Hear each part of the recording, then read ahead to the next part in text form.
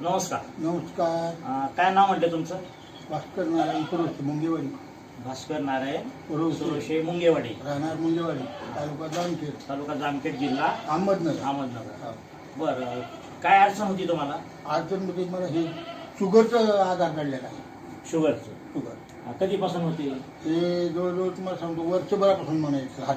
1 वर्षापासून. आणि या शुगरमुळे काय जखम झाली वाटतं तुम्हाला? जखम गोठ्याला जखम झाली की बरीच झाली नाही हो. पहिल्यांदा झाली एक वेळेस, 2 महिन्यानंतर झाली. त्याच्यानंतर पुन्हा आता झाली, त्याच्यानंतर तुमचं औषधं ती चालू केली. कुठल्या औषध आमचे चालू केले तुम्ही? हे जे औषध हे अँटॉक्स डी. अँटॉक्स डी. आणि दुसरं कुठलं? हे अँटॉक्स टी. अँटॉक्स टी. हे आणि टी.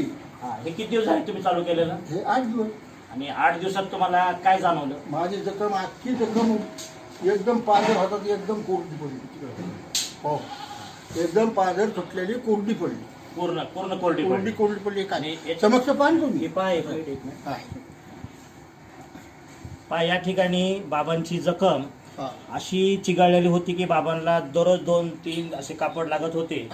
मात्र आपलं औषध अँटॉक्स डी आणि अँटॉक्स टी चालू केल्यापासून 8 दिवसात बाबांची जखम ही पूर्णपणे सुकलेली आहे. अशा परिस्थितीत आली. हो, आणि पूर्ण सुकलेली, याच्यातून पू निघत नाही, रक्त निघत नाही, काय नाही. हो, काही जखम चिघळत नाहीये.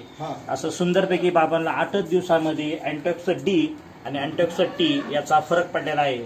आणि बाबा, तुम्ही आमच्या औषधाबद्दल खुश आहात का? अगदी अगदी मन मोकळेपणाने.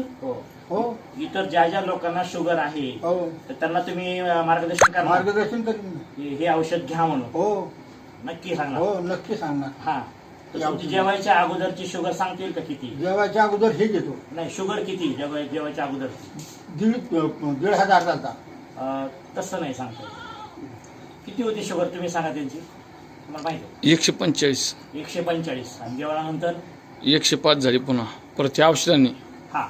तर बराचसा फरक तुम्हाला पडलेला आहे.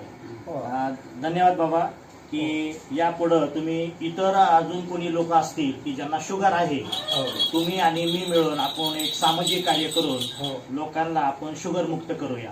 धन्यवाद. सहकार्य करू.